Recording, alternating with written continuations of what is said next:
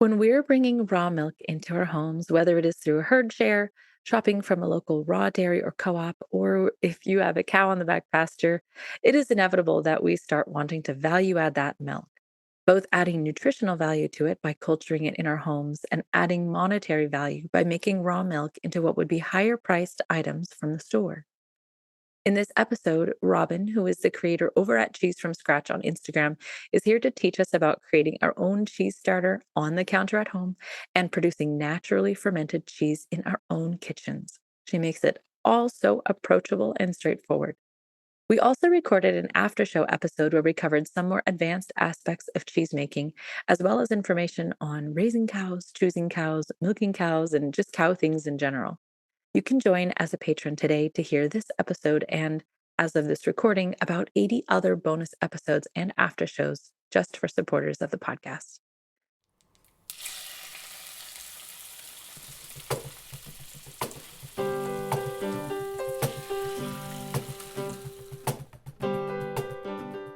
Welcome to the Ancestral Kitchen Podcast with Allison, a European town dweller in central Italy, and Andrea, living on a newly created family farm in Northwest Washington State, USA. Pull up a chair at the table and join us as we talk about eating, cooking, and living with ancient ancestral food wisdom in a modern world kitchen.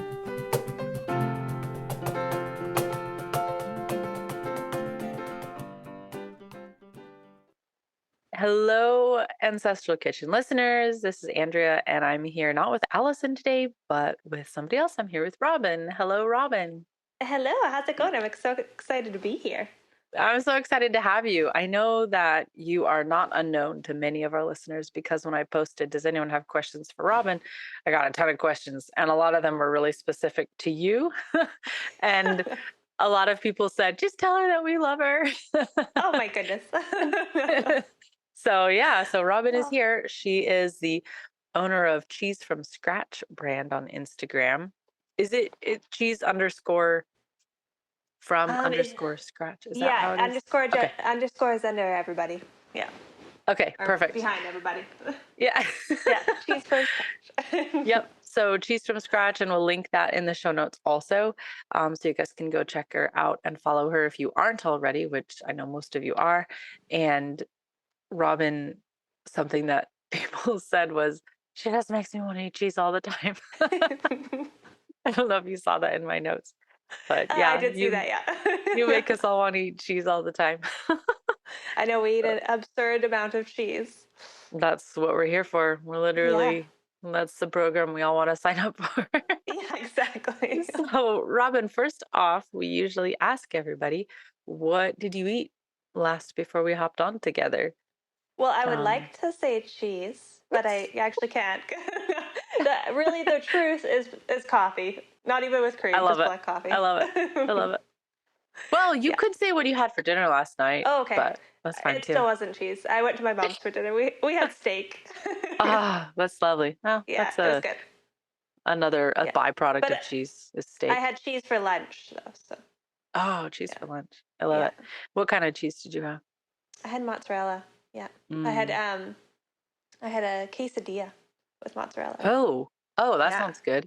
It was Can good. you just not even tolerate cheese from like a package at this point? How does that? No, I'm actually like I can go for any cheese really. Like I grew up on like Kraft cheese, like on Kraft cheese. Sorry. Anyways, I grew up on that. Like, I grew up on like Cheese Whiz. Do you guys have Cheese Whiz in the States? Probably. Like, I've never had it, but product. I've definitely seen it like in movies and stuff. Yeah, I grew up on like that kind of stuff. So like I still sometimes to this day, I don't buy it, but still sometimes to this day I get like a little craving for Kraft Cheese Whiz, and I actually have a homemade recipe for it, so I make it. But I saw that. Okay, I saw that the other day you had posted in your stories like your daughter was eating Cheese Whiz for lunch or something. You're like, can't even be mad. Yeah, exactly. It's good for you. So Cheese Whiz is like a cheese in a can, right? And like it comes out like whipped cream, basically. It's not in a can. It's like in a jar, and it's like a liquid. Well, it's in the like the craft stuff that they have is like a rubber, but A like the rubber? homemade, yeah, it looks like it really is similar. It's a cheese spread, but Oh, like the homemade stuff is kind of like fondue, but you let it cool almost. Like you oh. can just like dip your bread in it, but um When it's you cold, like you can dip your cool bread in it? you when it's cool you just like spread it on toast or whatever. Okay. All right. Yeah. Well, that's Yeah, so that's interesting. a Yeah, it's childhood surprising. memory. Yeah. Well, those are important. Yes, It's exactly. surprising how many recipes I see that call for things like Velveeta and things that are these Yeah. super processed cheeses. You're like, wow, guess I didn't And really it's funny, I realize was people are actually still eating just it. yesterday I was looking for a cucumber salad recipe through one of our family cookbooks, and like there was a recipe that fell out onto the floor, and I grabbed it, and it was a rice casserole, and it was one that Oh, like we used to eat all the time, and it had cheese whiz in it, it had cream what? of condensed soup in it, and like I was just like, whoa, how times have changed. Like, Yeah, yeah. yeah, Not all things that you could make at home. But it's funny how yeah, those super fast, throw it together in 5 minute convenience meals, when we try to recreate those, in our kitchens with our, milk that we just brought in from the bucket and things like that. You're like, this is like a 2 hour labor. This is not a quick throw exactly. together thing. Later on, So, we'll talk about clabber, and then I'll tell you how you can make all those things with oh, that. I'm into this. I'm into this. Yeah, 'cause If you're into ancestral eating, you'll know that liver is a superfood. Full of vitamin A, K, and a whole host of B vitamins, plus many essential minerals, it has a truly exceptional nutrient profile and is a staple of traditional healthy diets. But it's not always as easy to get liver into our lives as we want. Getting a good supply, knowing how to cook it so it actually tastes good, and getting all of our family to eat it. These things can be hard, especially when we're busy or travelling. That's where Andrea and I turn to liver capsules.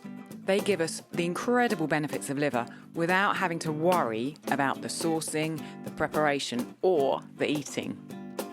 One Earth Health produces organ capsules from 100% grass-fed New Zealand-raised cattle. As a podcast listener, you can get 5% off and free shipping by using the link oneearthhealth.com/ancestral kitchen.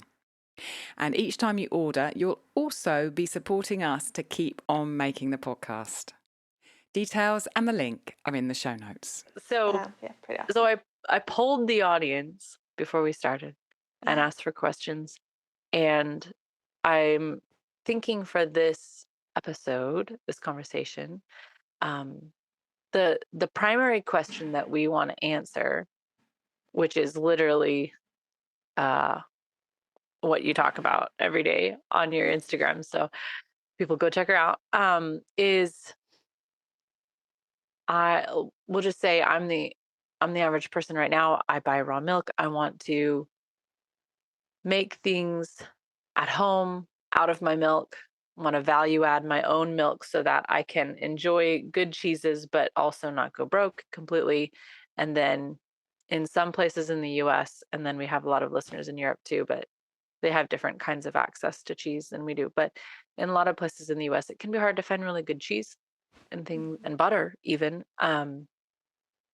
So you're left with either buying the stuff you don't want to eat or you have to make it yourself. So um, and then I myself have one milk cow, and then I know there's a fair number of our listeners that also have milk cows, and always learning how to make something new out of all that milk that's coming in the door twice a day would be phenomenal. So you're the perfect person for us to talk to. yeah. So I was thinking about kind of categorizing like beginner, intermediate, and advanced, and the beginner being I just started getting raw milk, other than pouring it on cereal, what's next, right? And then I would say intermediate is somebody who's been making butter, kefir, things for a while and they want to make cheeses. And then our advanced, I would say someone who's been making cheese for a minute and they have more fine tuning questions. Yeah, so if we just we'll just kind of go through the questions that I sent you, Sure. um, starting from the top and, starting to talk with our first person who will say is somebody who, if I'm showing up at your door and I say I just started getting raw milk, what do I do other than just drink it? Where do we begin? And let's just go from there. And I just want to hear what you have to say. Sure, sounds good. So I think value adding to your milk that you're getting, especially when you're buying your milk, is kind of a two-part question. It's almost like you have to think about two things, like value adding in terms of financial or value adding in terms of nutrition. Because we know Mhm. that every product that we're going to be able to make is going to be like exponentially more nutritious than what we can get in the grocery store, specifically in the States. Maybe not so much in Europe, but or maybe there's some better products in the States as well. But you know, as far as just being able to buy just craft cheese versus being able to make it at home, it's going to be so much more nutritious to make it at home. But there's Right. definitely cheeses that lend to being more financially you're able to make them because cheese does take a lot of milk. So I'm not going to tell everyone that's buying milk to go out and make cheddar because to make a good cheddar, it's going to take you 2 or 3 or even 4 gallons of milk to make um, anything that's a lot. Usually, you're getting like from a good producing milk cow. Usually, Yeah. you're getting about 1 pound of cheese per gallon of milk. So I know people are paying like, I think somebody told me once that they're paying like $20 a gallon for raw milk somewhere.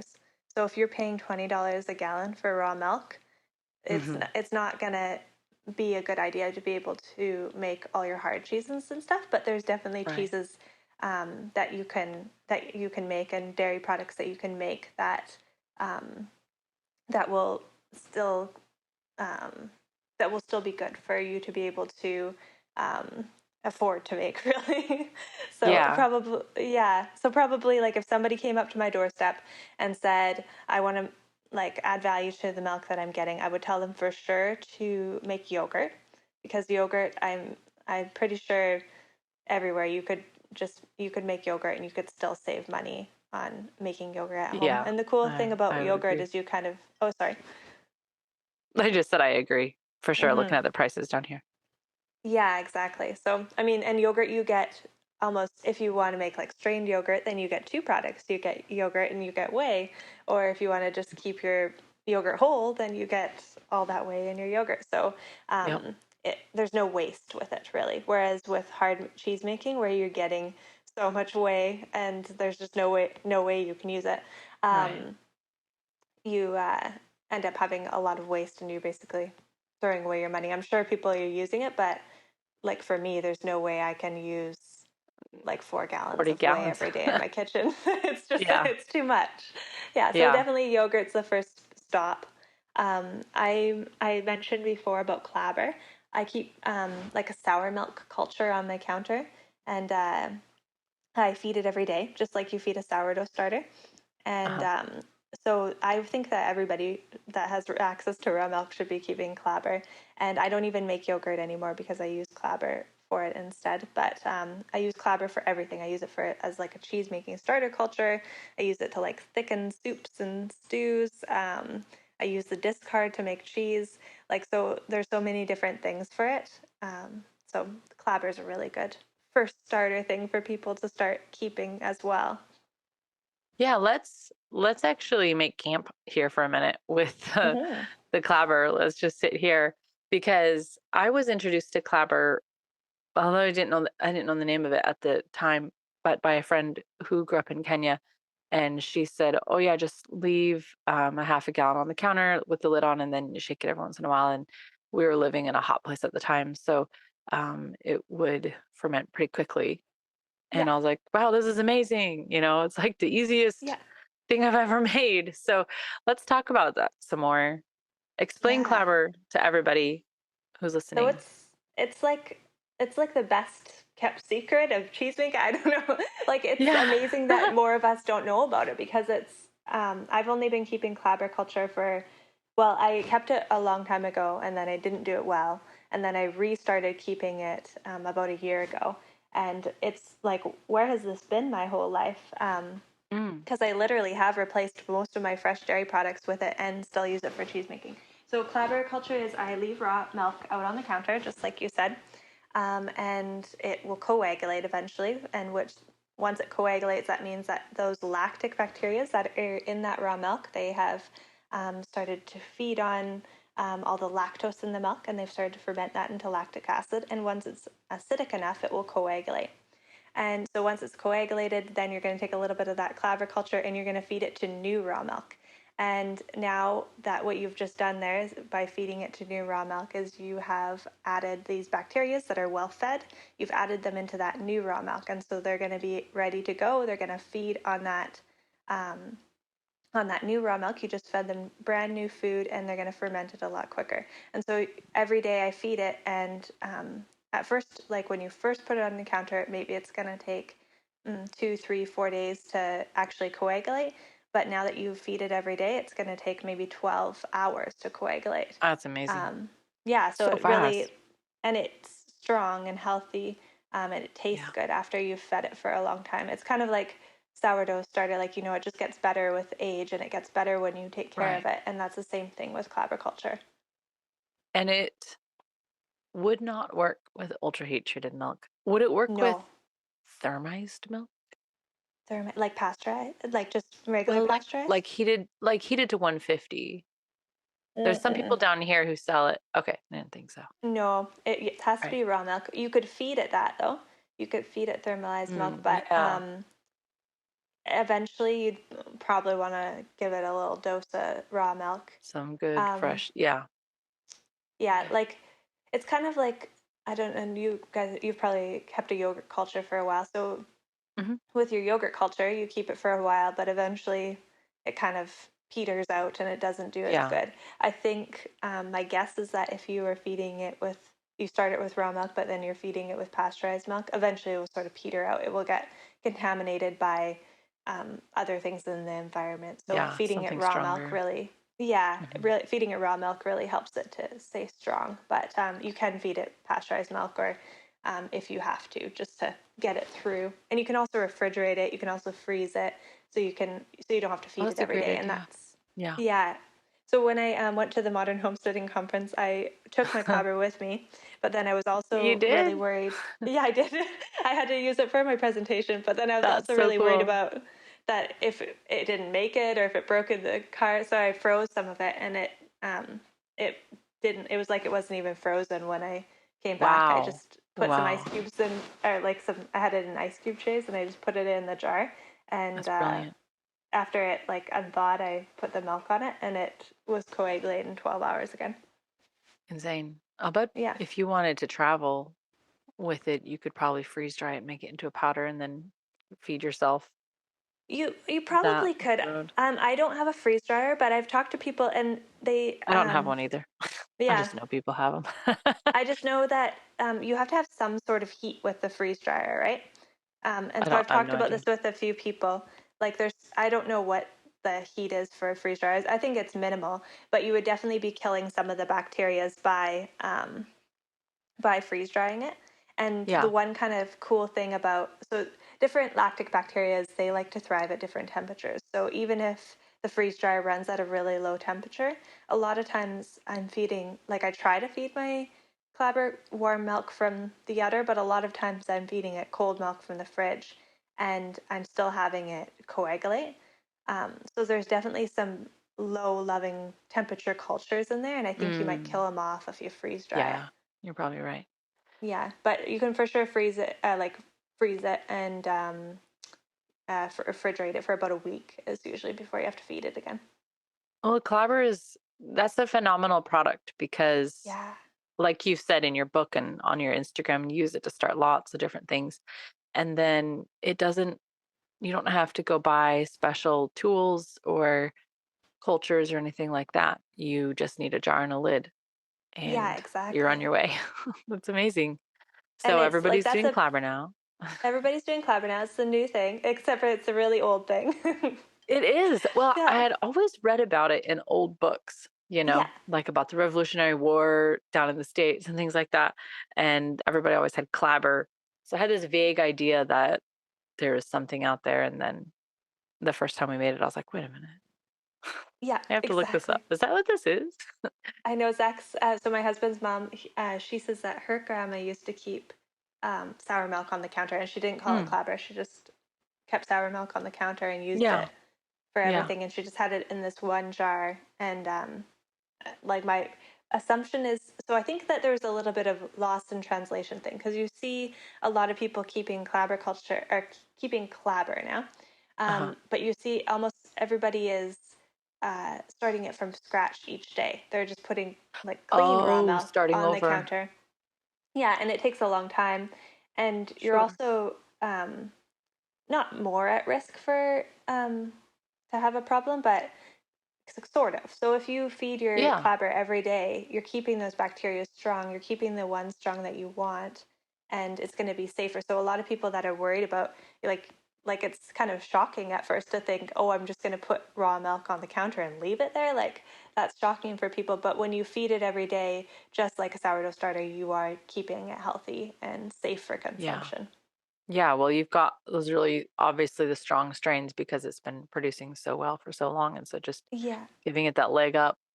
Yeah, And exactly. it would be something native to your cow in your area, of Mhm. course. Yeah, There's exactly. a Oh, sorry. no, I was gonna say there's a kind of a queso sort of a thing that Ruth Ann Zimmerman makes, Yeah. and she calls it Schmerkes, which I don't speak. I don't know what that is, Pennsylvania Dutch or whatever, but I assume Yeah. that's like smear cheese. Yeah, it's So really close to that cheese yeah, whiz that we talked about. But like, She starts it with a clabber. yeah, that's Yeah, awesome. it is really good. So I actually haven't never tried it, but she put it on the Milkmaid Society for me, so that was cool. oh good, oh good. Yeah. You would start people with clabber. I guess butter is another easy thing to do because you don't have to go anywhere to do it. Yeah, butter is the easy one. Sometimes though, when you're buying milk, because you can't control Mm, what you're getting, yeah, sometimes people struggle with butter. So I agree.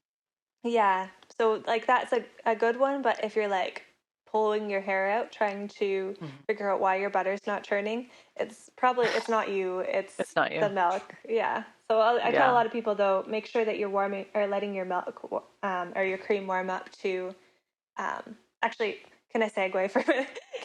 Do it. So there's a We love couple a things segue. that that people that have never made butter before and are getting this raw milk that they struggle with. So first off is um, they're just dumping the cream off. They're not actually skimming the cream off. So that's really important. You have to Ah, skim your cream off, or you're going to have too much milk solids in there, and it's going to take too long. People don't let their cream warm up on the counter, so you got to let it warm up to almost a little bit below room temperature, and then it will churn in like 1 minute. Because I know you know this, Andrea, but um, just like lots of people, they just churn it from cold because that's how they make whipped cream and stuff like that. But it's really hard on your machine. So well, it's like I also make what mine. everybody's been taught that everything Yes, has to be cold all the exactly. time.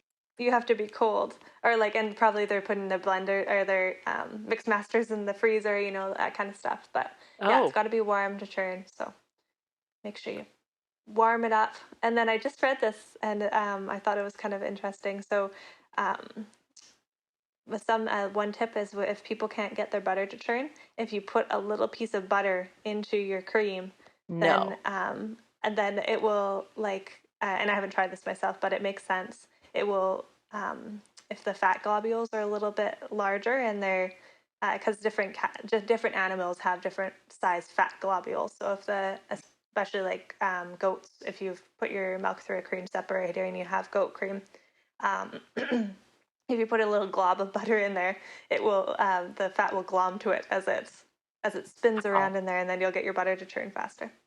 I bet that Yeah, that is true because yeah, when I make butter, I'm usually doing it in my Vitamix. Don't tell anybody. yeah. Oh, I do But mine in my too. everybody's like, if you're not churning it by hand, are you really making butter? Yeah. Like, well, I don't know what it tastes like it, so I'm happy. Yes, But exactly. it usually is room temperature because by the time I finished skimming and then got distracted 10 times, Yeah. It's not room temperature. But Yes. I've noticed the first batch goes right along, and then the next batches are faster. But of course, there's Yep. butter stuck all inside the churn. So That yeah, makes a lot of that makes sense. Yeah. sense. Yeah, Yeah. So, I'm into it. little tidbit. Yeah, it makes sense. Anyways, so lots of people struggle with butter. So if you're struggling with butter, it's probably not your fault. It's probably the cream. So those are some tips Hmm. to try. Would you like more support to help you eat, cook, and live ancestrally? If so, come and check out our community at patreon.com/ancestral kitchen podcast. We've got so many goodies over there that will help guide, inspire, and support you in this journey we're taking together. There's our exclusive podcast where Andrea and I talk more intimately about what's happening in our kitchens and lives. There are so many after-show bonuses, downloads, extra audios and resources. We have a forum where you can ask and answer questions, and we even host a monthly chat where we get together and talk all the ancestral kitchen things.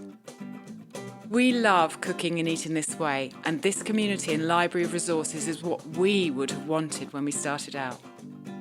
Check out www.patreon.com/ancestral kitchen podcast to get started.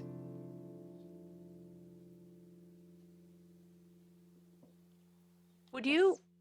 I wonder if butter is kind of like cheese, where I feel like when I was just buying milk, I didn't actually make a whole lot of butter at home. Yeah. I had a And I, couple good sources that I could buy it from, and then I used the cream for other things that I felt like were more. yeah, unless you are having like really epic cream lines, Oh, it's, I internet. don't Let me know mute if it that would for a be second. worth it to make your own butter at home if you're buying your milk.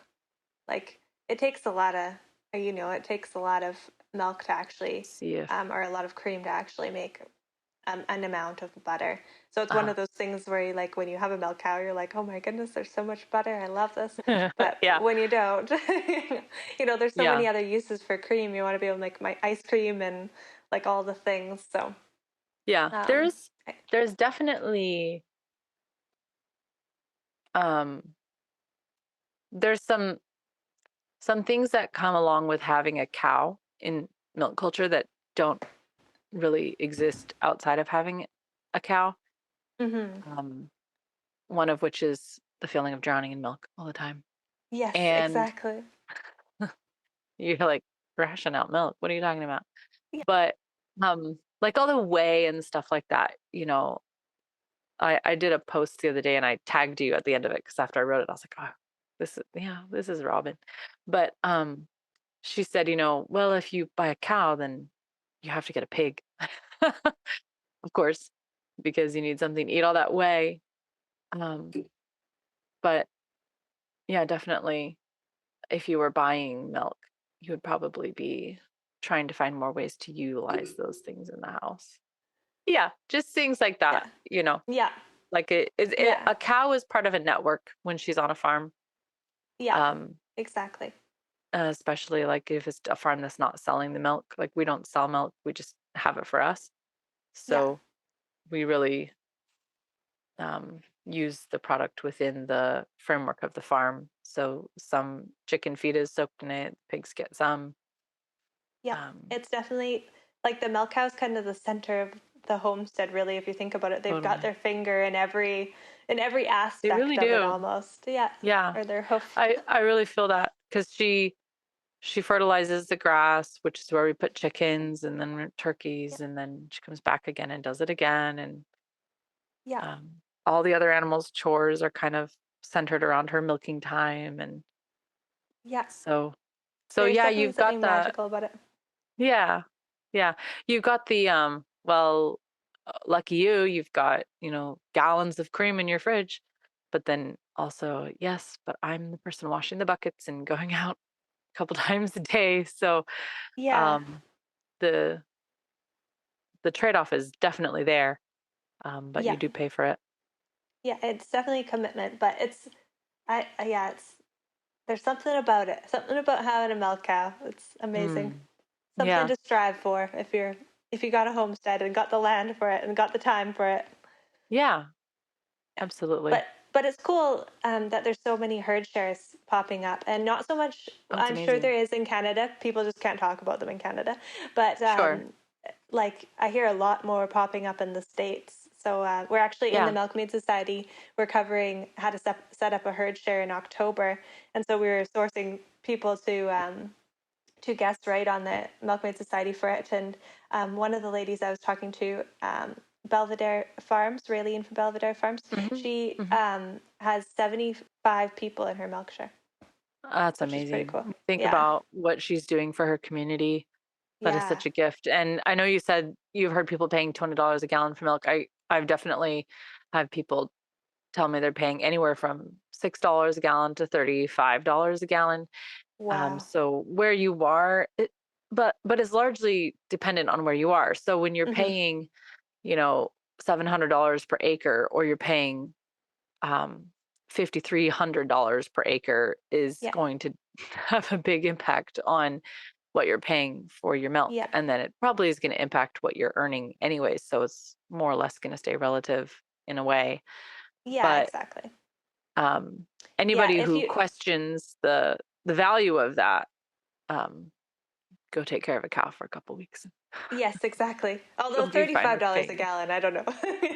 Yeah. Yeah, yeah, And if people are paying $35 a gallon, I do have to caution that, there's no guarantee anytime you're working with ferments that you're yeah. going to have success. And so That's that's true. something that you have to weigh, that if Mhm. you're paying $35 a gallon and this batch of yogurt doesn't turn out, or it gets Yep. contaminated, like, is that something you can stomach, kind of thing?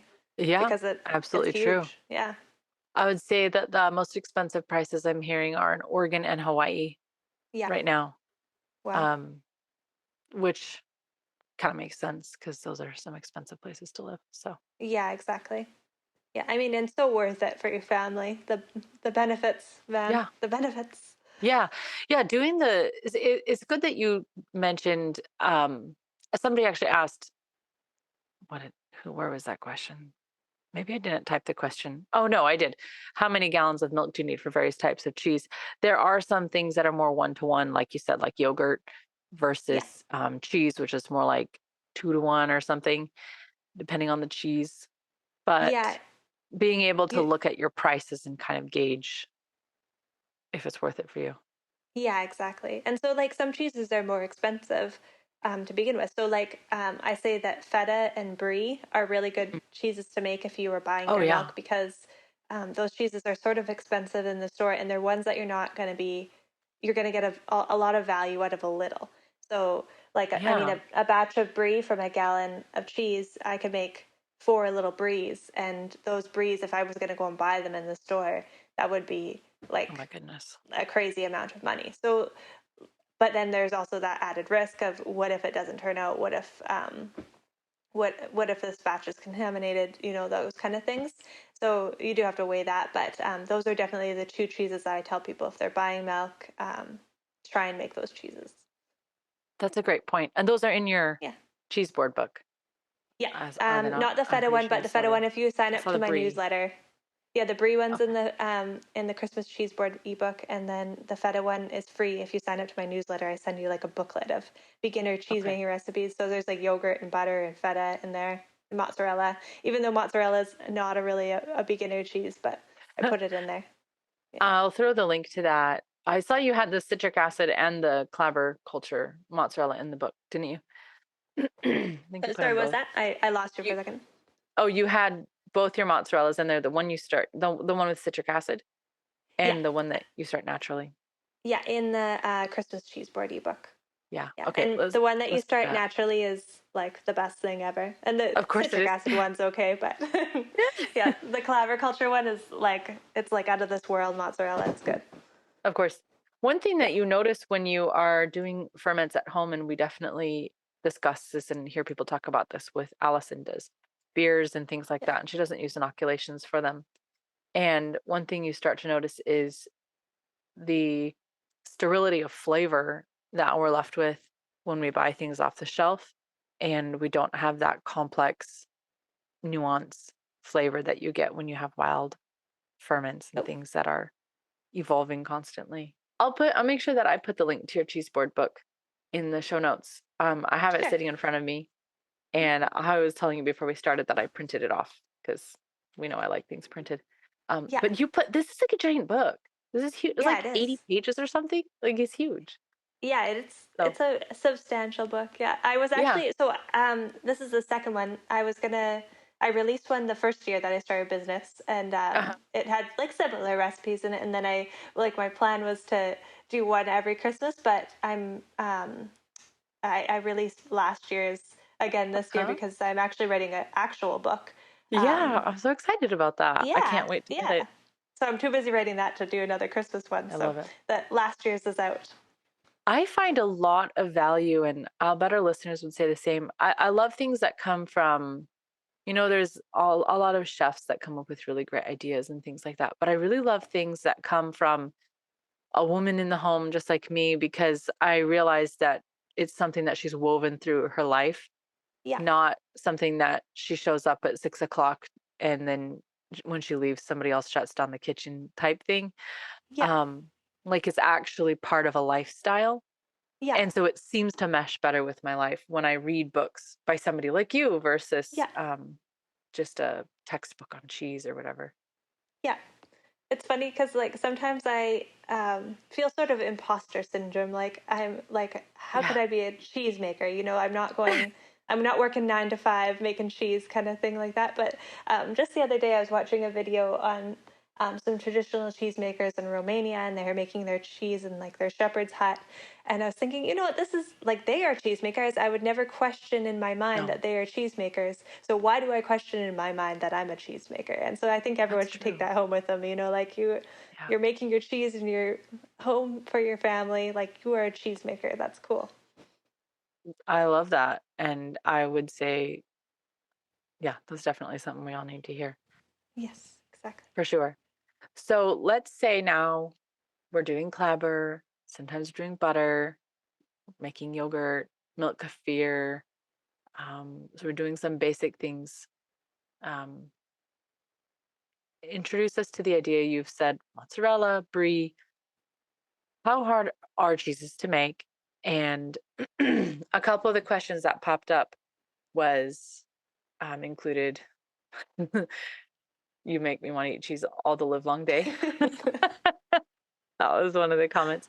Yeah. Um, how many gallons for various types of cheese, which you've kind of touched on, and um, what is the easiest cheese to try making that uses rennet? A few people asked, can I only use fresh milk for cheese, or what if I want to use up like 2-day old, 5-day old, 10-day old milk? And somebody else asked what to do with milk that's been sitting in the fridge for 3 weeks. So I guess we're getting a little bit more into the zone of people who've had milk or are getting milk for a while. So could you run through some ideas there? Sure, sounds good. So let's start there. Let's start with can you make cheese with old milk? So I don't make cheese with old milk anymore. I used to make cheese with like milk that was maybe like 5 days old, things like that. And I just saw that I was having more and more contaminations. So the thing is that you can make fresh cheese with those older milks, but if you are planning on aging it, if you think that that milk has sat in your fridge for that many days, that raw milk, it has all sorts of different bacterias in it and yeasts and all these types of things. And so those guys are getting to feed on the food that that milk has to offer while it's sitting in the fridge. So when you go and you put your culture in it, whether it's your clabber culture or your freeze dried culture that you bought at the cheese supply website, it's a lot harder for your culture to actually have enough food to eat and also to be able to Mhm. get a hold in that milk because all Okay. of those other little guys already got a hold. So I say don't make cheese with milk that's older than 2 days, like raw milk that's older than 2 days. And if you Mm. are making cheese with milk that's older than 2 days, like there's some risks to that you will have it contaminate, that things will happen a little bit quicker because cheese making recipes, they're sort of built to work with milk that is fresh. And so you see a cheese making recipe that says add in your culture and then wait an hour, or add in your culture and you run it and wait an hour and then stir for an hour. So that is built for milk that is like a clean slate that hasn't been acidified at all. Because I in love it. cheesemaking, we're following like a pH line. We're following like in high school where you learned about pH and acidity and all that kind of things. Even though we don't test that in our cheesemaking, that's what we're actually doing. So anytime it's already a little bit farther down that pH line than when you started, um, then it's just that much harder for you as the cheesemaker to help it get to its destination on Right. time, kind of I thing. think you put some bell curves in your book, didn't you? Did I not see some graphs? Yeah. Yeah. Those are pretty nifty to look at. I like Yeah, that. so that was David Asher when he taught. Mhm. I had the opportunity to learn from David Asher, who wrote the book "The Art of Natural Cheese Making" last summer. And when he was teaching us about clabber culture, he used a bell curve to explain it, and it just like clicked in my mind because I had made clabber culture for cheese making before, and I had made some really really bad cheeses, like they were gross. Feed it to the chickens, kind of thing. Um, and so I had just like sworn it off. I was like there's no way, like this is a load of hoop. Like you can't make cheese with clabber culture. And then he explained it with these bell curves, and it really helped me to understand. Kind of like with sourdough, you have the rise and fall. So with clabber culture, you have your coagulation, and then you have your over fermentation. So using those bell curves, that really helped to kind of understand what that meant. I love that. Bring to mind your kitchen. Now imagine it full of expert women fermenters ready to teach you everything they know. Vegetables, salumi, drinks, kefir, dairy, sourdough, vinegar, koji and much more. The Fermentation School is just that, online, in your kitchen, whenever you want. World-leading female educators sharing their incredible experience in video courses that will guide you step by step through your next fermentation project. Ancestral Kitchen Podcast has teamed up with the school to offer its 60 plus courses to you at a 10% discount. When you say yes, you'll also be supporting the work Andrea and I do as you skill up. Go check out their courses via the link in the show notes. I'm betting there's something there that's going to get you really excited. Happy fermenting. Your book is also a really cool thing in your book, just to harp on it for a second, because I really Yeah. enjoyed reading through it, is how it's called the Christmas cheese board, and how you set it up so you start selling it in August, and then you have it a countdown basically of weeks. Here's what you need to do to have all these cheeses done by Christmas. And you could start this one really early. You said, say the Colby can just sit and get better, I think you said. Yeah. um, and then other ones you can do closer. I like the way that you sort of geared it around. Yeah.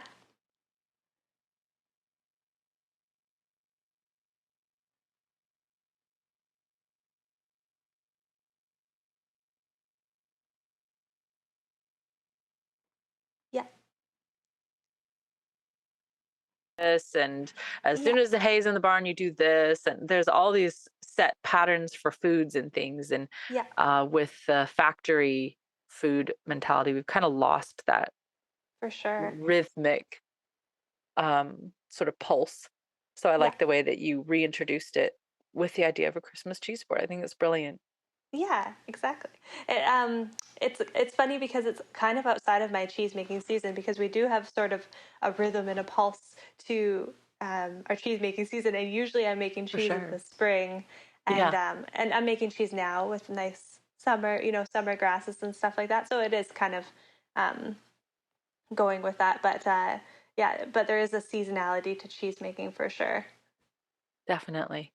To go back to the fresh milk for a minute, here in Washington state, and it probably varies from state to state, but if you're selling licensed milk, it has to be tested, and it takes at least Mhm. 24 hours to get that turned around. So Yeah, most people get milk that's 24 to 48 hours old if they're buying it basically as quickly as you can get it. yeah, And most of that milk is all going into a speed chiller right away. yeah. Um, would you feel that that was sufficient for cheese making? I would. I wouldn't like put all your eggs in one basket of in terms of making all of your milk into cheese. Just knowing that you might like. So I used to make cheese with milk that was older than that was like 5 days old, and a lot of times I would have good success, but then sometimes I wouldn't. Um, but if it is going into a rapid chiller, um, it's being handled at a cold temperature until you get it, then the chances are of you having a problem is a lot less. Yeah. So Yeah. milk is the faster you can get milk cold, the better for anybody who's listening and wondering. It Yeah. comes out of the cow a little warmer than like a human body temperature because cows are a little warmer than us. Mm-hmm. And then a standard in the States is 42 degrees in under 40 minutes if Yeah. you're licensing your milk. And the reason being that at a certain point, every minute that the milk sits, then your bacteria multiplies by a certain, you know, Yeah. You think of like percentage, which so if you make cheese with freeze dried culture, and you or if you look at a freeze even if you look at the recipes in that book, you'll see that like the amount of culture that you need is minuscule. It's so yeah, tiny. that's And a good that is the point. amount that's able to culture your milk for cheese making. So say Yeah. you have a speck of dirt or something in there, like it doesn't Right. take much and it's culturing your milk with that unwanted bacteria. It's not always necessarily dangerous bacteria, it's just unwanted. No, and just a Yeah. different flavor maybe than you wanted. And Yeah. that's exponential powers. So when you Yeah. just think about in those terms, it can it can take over pretty quickly when you get It some really really funky can. ferments. Like, what is this? Yes, I love exactly. it. Yeah, and Okay. like, oh, sorry. No, you go. You And go. I mean, I know most of your listeners are getting their milk from herd shares, but like people that have their own milk cows, if you're able to like take your milk and strain it and then put it right into your cheese pot, like you're able to make really, really good cheeses if it hasn't even had a chance to get cold. If it's like a I lot of love it. times I'll bring my milk up from the barn, I'll strain it into my cheese pot, and I don't even have to heat it up. I just like add my rennet in and I'm good to go. So, um, Yeah. yeah, it's kind of What a like good point. yeah, in nature, you know, that little calf is taking the milk from its mother's udder and it's putting that milk into its stomach and is able to make it into cheese right there. And that little calf depends on that natural process of being able to turn its mother's milk into cheese. So the closer we can mimic that as cheesemakers, the easier time we're going to have making cheese. For sure. I think I have seen you talk about that, how you said more and more that you're just doing it that way.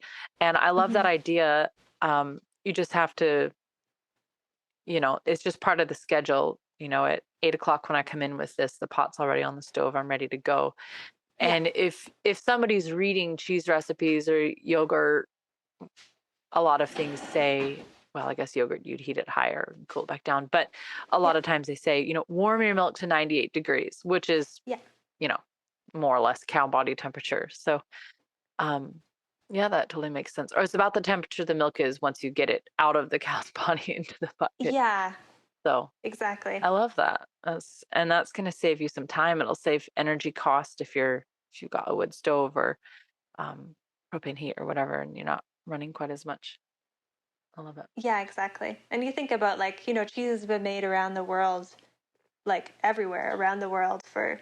thousands of years and like they're just using what they got and sometimes they Yeah. don't got a place to heat it, they're just making it out of the milk that's straight from the udder. Absolutely. I'm thinking about your clabber where you said you use the starter culture. And then when you said, around the world, it made me think of I have a red gourd that one of my friends brought me back from her Oh, home in Namibia. yeah. And she told me, oh, my job when I was small was mom would put the milk in here and I would have to shake it. And then we would Yeah. hang it. And then every time you go by it, you just kind of whack it. So it kept moving all the time. Oh, that's amazing. And she said, yeah, we would pour the milk out. And then, when it was, she didn't call it yogurt. I don't remember what she called it, but Yeah. what they would pour it out, it was thickened basically. Yeah. And then they would pour in more milk. So it was Yeah. getting started with their Yes, exactly. pre-existing mixture. So, And I think that's sort of the piece that got lost. I think I didn't finish my thought before when I was talking about how that's the piece that got lost in translation, that grandmas, when they were keeping it on the counter, like they were adding it back into the same jar. So they were always culturing it. Like every day it was getting cultured and starting a lot quicker. So, you know, Right. like exactly that. In our modern industrial kitchens, then we like to sterilize everything again and Yes. again. So we would tend to get a clean jar. Yes, So, exactly. I do still get a clean jar, but like it, it wouldn't, like it's kind of like I feel like it's like the thing where some people that start sourdough starter, they always use it in the same jar, and some people that start sourdough starter, they always get a new jar. So it's like, you know, an optional step. okay, you alluded to the calf's tummy. So let's talk Mm, about rennet. yeah. Somebody asked what I didn't write down everyone's name, so I can't remember. I'm so sorry. But what is the easiest cheese to try making that uses rennet? And Yeah. maybe you should also talk about rennet. If somebody's trying to access rennet and they're not butchering calves and they don't have a calf stomach, then maybe you should elaborate a little bit on choosing rennet as Sure, sounds good. well. Yeah. So rennet is, and so for people that don't know, rennet is an enzyme that is found in the lining. Well, one type of it is found in the lining of young ruminant stomachs, so calves or goat kids or lambs. Um, this enzyme is in the lining, and when that milk comes into that little calf's stomach, not only is it nice and acidic and warm in that environment, but there's also this rennet, and it helps it to coagulate almost instantly. You know, as soon as that milk comes in contact with that rennet, it starts working. So rennet allows us as cheesemakers to be able to coagulate our milk a lot quicker, which is important in cheese making because, again, like I said before, you're following that pH line. Where if you're waiting for your milk to coagulate by acidification alone, just like that clabber, it's taking a long time, and that cheese is really far down the pH line by the time you finally get that coagulation.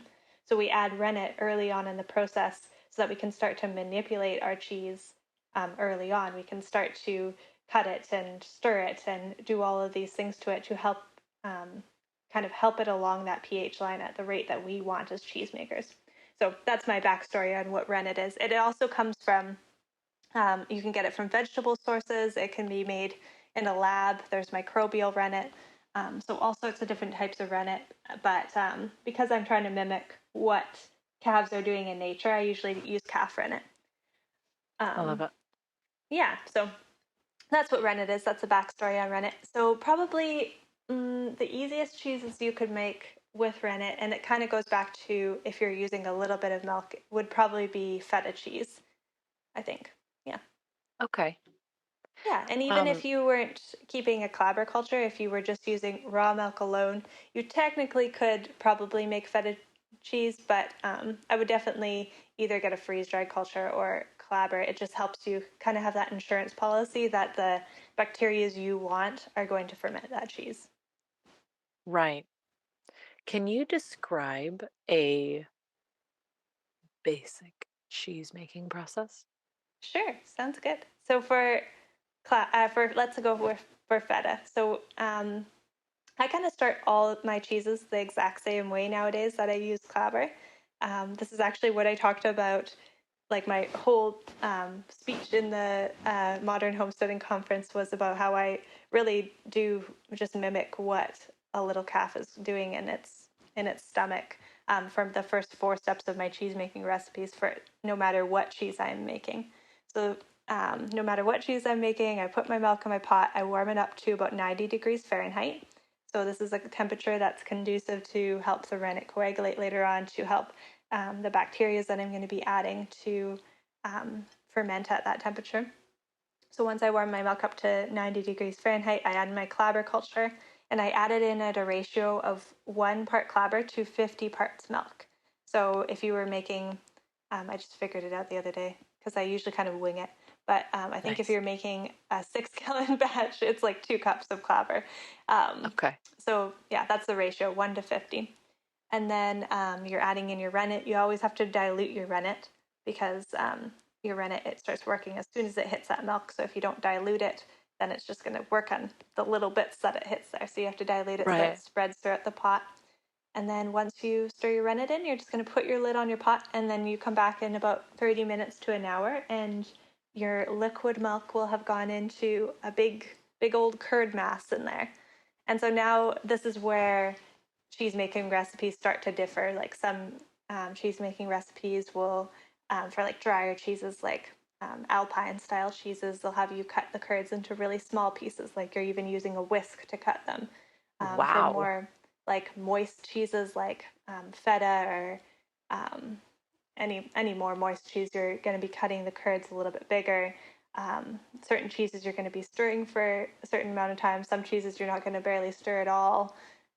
So there's all sorts of different things that start to happen after that. And I tell people, it's really intimidating when you look at a cheese making recipe and you see all these different things, but don't try not to be intimidated by them. Try to just think of them as like steps in a recipe. Because like when we first learned how to make bread, maybe we didn't understand what a stretch and fold was or a proofing was. We didn't understand what those words were, but we did them, and they just became sort of steps in a recipe, and it just became easier over time.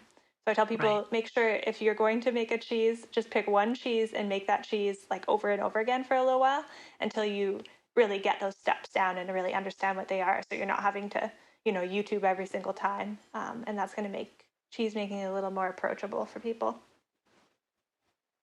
Yeah, what you just said reminds me of something you mentioned earlier when you said you kept making them and then they were really bad. You had to feed them to the chickens when you were doing the clabber starts. Yeah. And a really necessary element to farming generally, and I Yeah. think success in the kitchen and certainly with dairy products, is perseverance, because there's a lot of things that you look at someone, you're like, wow, they're just, I guess I'm not as good as them, but people aren't going to see all those blocks of cheese and the gallons of milk and the hours of milking it took you to get that milk that went out to the Exactly. chicken pen, and the Yeah. frustration behind that at times is Yeah. palpable. But Exactly. And like it takes, so when you think of like cheeses that are made on these farmsteads in, say, Europe or around the world, like they have specific cheeses that they make. They don't make all of the different types of cheeses. So it does take a little while to figure out what cheese it is that really works well for your homestead, for your aging setup, uh-huh. for what you have access to, kind of thing like that. So the idea that we have to make all of the different cheeses is a very North American idea, I think. We don't have to make all the Yeah, cheeses. We can make, the cheeses that our family's going to eat, that our families like, and you can still experiment and try other ones, but like your flagship cheeses are going to be the ones that your family likes and that work really well in your homestead. absolutely. Yeah, when you really go deep into a lot of ancestral diets, then each region, typically there is, just like you said, a few flagship cheeses. There'll be a few core ones that most everything revolves around. Like if I say feta, Yeah. you say Greek. You know what I mean? Yeah. Everybody Exactly. has something. And that is an idea, the constant variety is Yeah. certainly more modern in a lot of diets, where a lot of people, if I have a lot of friends, I remember observing this once to Gary, a lot of friends from India or Africa. And when you go to their homes a lot, they really make this, they're still eating very culturally, ancestrally, the way that their mom taught them. Yeah. And they make the same thing over and over and over and over. And they Yeah. never miss a meal, and they're never late, and they're never Yeah. frustrated trying to think of dinner. And I always think, oh, the freedom in that, the freedom Yeah. of like here, probably the most common complaint is trying to decide what to make for dinner, Yeah. because it Exactly. has to be new and fresh and different and exciting every single time. Yeah. And that's like something, if you are like buying raw milk and you're trying to get that value out of your raw milk, is to think that, um, like what are the recipes that my family eats, and how could I take this dairy and incorporate it into that? Like what dairy items are in this meal, and how can I keep those on hand? Because if your Right. family just doesn't eat yogurt, and they never eat yogurt, like it's not going to add value to make yogurt for your family. I mean, you're just going to end up with a white jar in your fridge. And I just cleaned up my fridge yesterday, so I know all about white I jars in saw fridge. that. It looks Yeah. beautiful. It I know. was so I had to show it clean. on Instagram. I I was was like, look, proud. you'll never see it. You'll never So see clean. the But there back of was the like, fridge seriously, again. Enjoy it. there was like probably 10 jars of half, like usually it was clabber, but like 10 jars of like little coagulated white jars in there, So Yeah. um, I to love add that. value, you have to be able to use what you're making. And if you don't have a milk cow, it's Yeah. not feasible to have 10 jars of half-used white stuff that can go to the chickens. The chickens will love it, but Yeah, exactly. I'm just adding value to my chicken eggs. it's weird because we say that in canning too. And it's Yeah, weird that you even have to say it, but don't can foods that your family won't eat. And it yeah. sounds pretty like rational when you say it, but then people it's not really what But it happens. is like you get like the during canning season, like you're like, what can I put in this canner next? Like it Yeah. gets on like a little bit of a high, and that's It's a the game same thing show. with cheese making. You're like, what could I make next out of this dairy? So I Which is totally get it. nothing wrong with that, for sure. And Yeah, sometimes that's how you find the thing that hmm becomes their ritual, or maybe you're exactly. like, we only do this every other year, so I make double or whatever. But Yeah, um it is nice to know the things that your family really loves and yeah, keep them in supply. And then it streamlines you as a milkmaid. Your activity in the kitchen is somewhat streamlined instead of always feeling like you have to be researching a new recipe. You can just automate what you're doing and yeah, exactly. It's kind of rinse and like if you repeat. have your recipes that you make during the weekdays for dinner, you just know how to make them. You don't have to look them up. Yeah. And that's the same thing with cheese making. It just becomes your recipe that and you know how to fit it in your lifestyle really well, because that's a lot of big part. I've said this lots of times, so if people are listening that have heard me talk before, they're like, oh, she's on about it again. But like Good. it's a big thing to fit cheese making into your lifestyle, to figure out, like, do I really have to stand here and stir these curds for 40 minutes?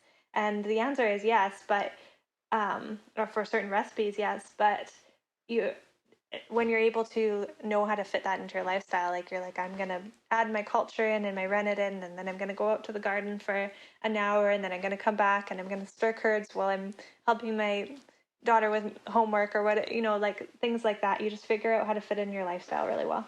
Yeah. Wow, that's brilliant. Yeah.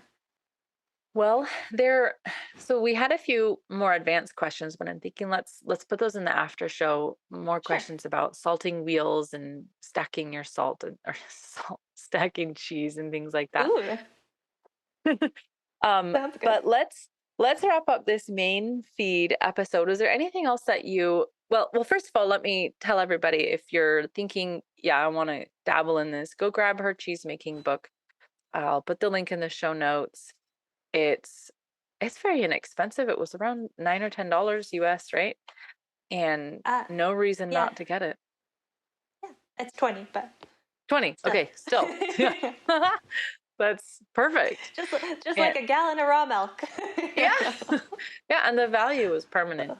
These are skills Yes, that exactly. you'll learn this, get it into your head, and have it for the rest of your life. And you've also mentioned the Milkmaid Society, which I wanted to say something about that here too, which is your community for not maybe not just people. Do you have people in there who don't have cows, or is it mostly I people? have people that like are wanting to get cows. It's Okay. mostly people that have cows or have goats. Oh, And goats too. Okay. we're expanding into like doing a little bit. We haven't done yet, but we have some months booked for sheep and for water buffalo too for next Oh, year. how exciting. But yeah, exactly. But yeah, so goats and cows mostly, and people that want to get into having dairy animals, and then also just a lot of cheese making stuff in there. So potentially, I mean, you could join and you would find a lot of value, I think, in it, even Yeah. if you didn't have a dairy animal. But it's Hmm. definitely geared for people with dairy animals or I that love want to have that. dairy animals. Now, that's something interesting that you said. The most commonly used milk in the world is cows, but the second most common is water buffalo. I I think I find I that think quite it might be interesting. goats actually, the most commonly Is it used milk. changed? Is it shifted? I actually don't know.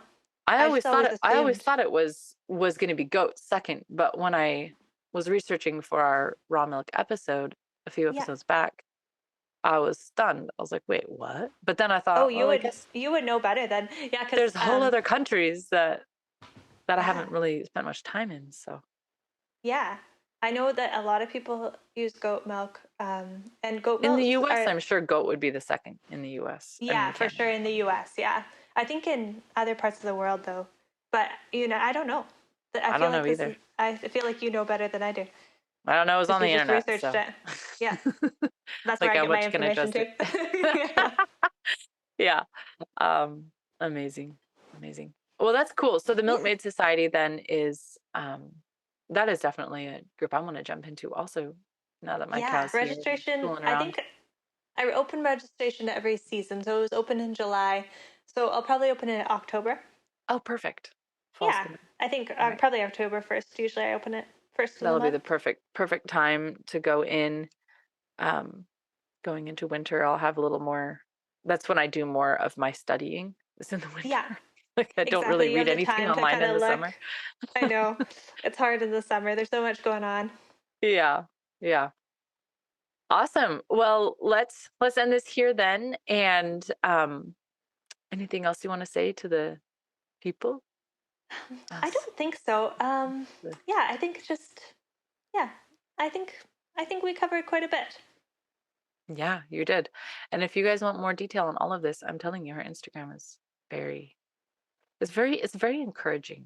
You know, Oh, sometimes you go on that's nice to hear. Instagram and you're like, well, I guess I suck at life. But your Yeah. Instagram, you phrase everything so well that I feel stronger when I read it. Like, yeah, I can. I Oh, that's can. nice to hear. Yeah. Well, thank you, Robin. This was outstanding. Thank Thank you you for for having recording me. this with me.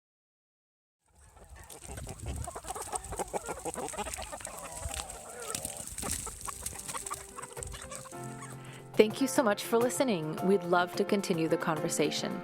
Come find us on Instagram. Andrea's at Farm and Hearth and Allison's at ancestral_kitchen.